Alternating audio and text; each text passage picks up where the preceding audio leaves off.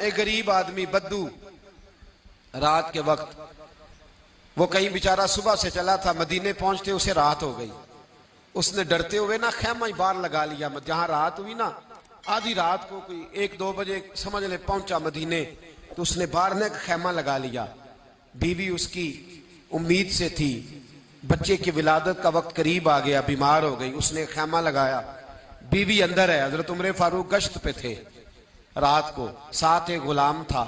हजरत उमर फारूक रज़ी अल्लाह ताला अन्हु कहने लगे वो आग जल रही है थोड़ी सी, पता करो कौन है। तो आपका गुलाम पता करने गया तो बद्दू ने डांट दिया, कहने लगे जाओ तुम्हें क्यों बताऊं।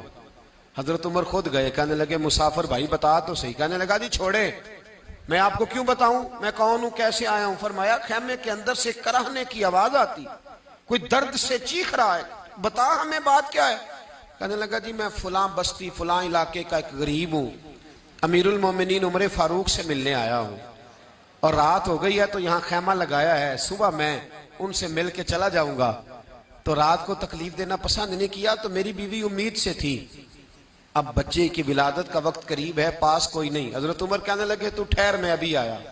चेहरे पे नकाब है, उसे बताया नहीं मैं ही अमीरुल मोमिनीन। उमर दौड़े गए, अपनी जौजा से कहने लगे अगर तुझे बहुत बड़ा अजर मिल रहा हो तो हासिल करेगी।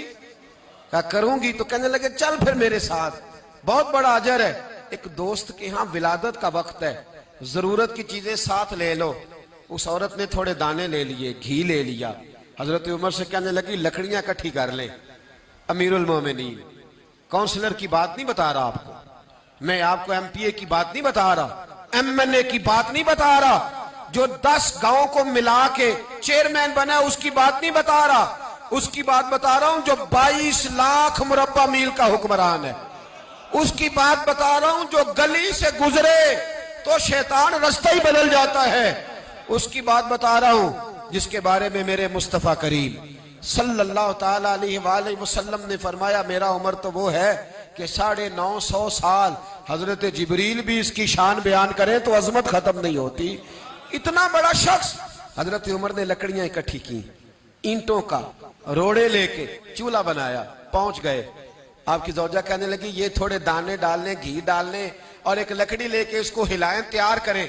खुद जौजा अंदर चली गई, हजरत उमर बाहर पकाने लगे। वो बद्दू कहता है मैं इस तरह का उनके साथ बिहेव करने लगा जैसे को किसी चौकीदार के साथ नहीं करता।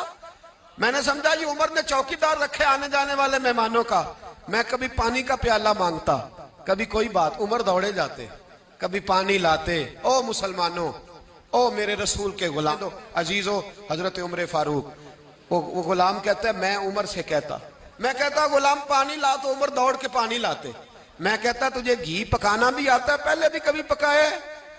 तो उमर फरमाते कोशिश तो कर रहा हूं। मैं कहता पहले भी कभी तेरी बीवी ने ये काम किया है? तो हजरत उमर कहने लगे मुझे याद नहीं, पूछ के बताऊंगा। कहते हैं क्या रंग था, क्या अंदाज था, क्या मुस्तफा की तरबियत थी, क्या अंदाज हुजूर ने सिखाए गुलामों को।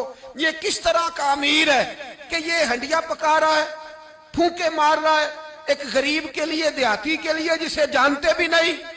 अंदर उस शख्स की बीवी के यहां बेटा पैदा हुआ तो हजरत उमर की बीवी अंदर से बोल के कहने लगी अमीरुल मोमिनीन मुबारक हो, आपके दोस्त के यहां बेटा पैदा हुआ है। जब कहा ना अमीरुल मोमिनीन मुबारक हो, तो वो शख्स कहता है मेरे हाथ कांपने लगे और मैं इस तरह दौड़ा कि मेरी पगड़ी गिर गई। मैं दौड़ा तो उमर ने बुलाया, कहा किधर जाते हो?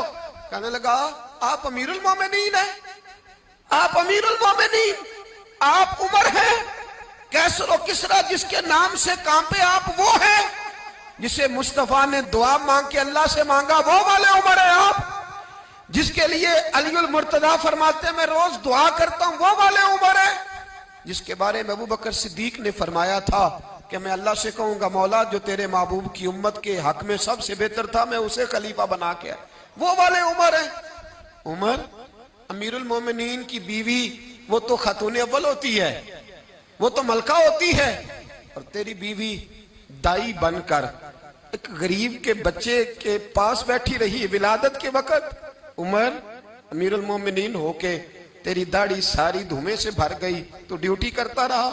तो सैयदना उमर रो पड़े और उस बद्दू को सीने से लगा के कहने लगे तुझे पता नहीं तू कहां आया है? इस शहर का पता है?